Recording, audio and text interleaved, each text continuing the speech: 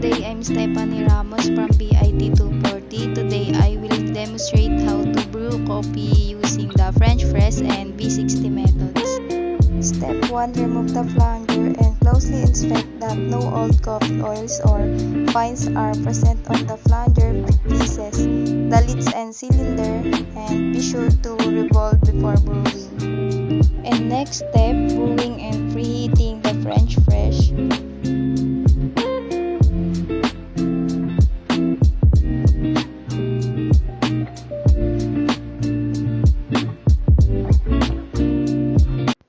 Step 3. Weight the coffee grits, coarse 10 grams per cup.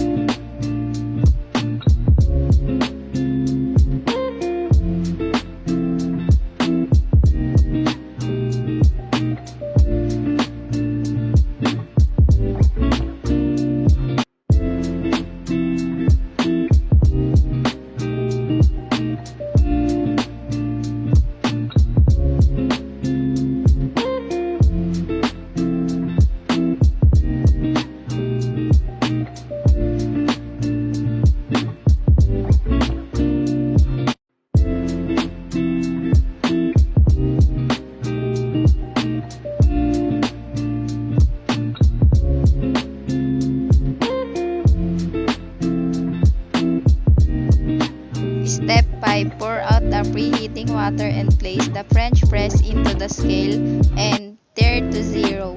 And the next, place the flanger and close the lid. And the next, to allow the easier press and yields, a cleaner cup, break the crust and skim of the some floating grounds using spoon 10 seconds before brewing time finish.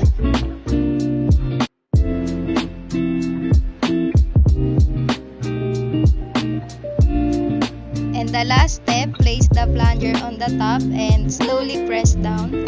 Once the flanger filter pushes the greens to the bottom, immediately decant the brew and serve.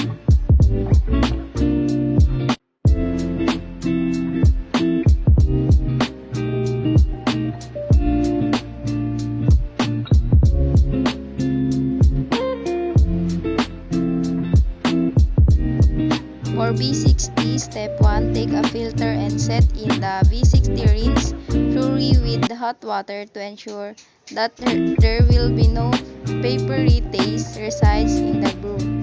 Step 2, place the V60 on top of the vessels to brew in a place it on the scales and tare to 0.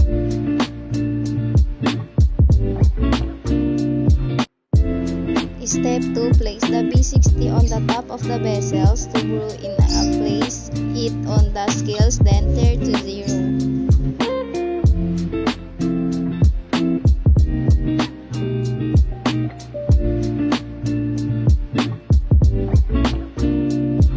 When water boils, set your timer and pour 50 grams of hot water over the ground. Let the infusion for 30 seconds before starting to add the rest of the water.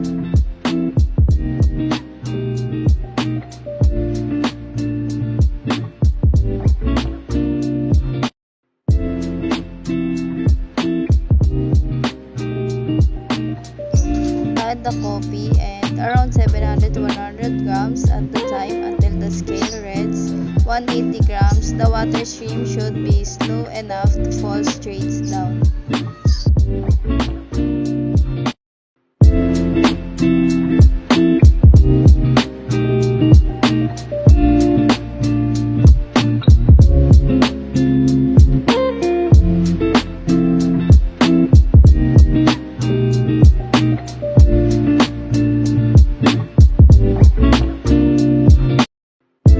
The last step, once the stream slows to an occasional drip, the brew is finished.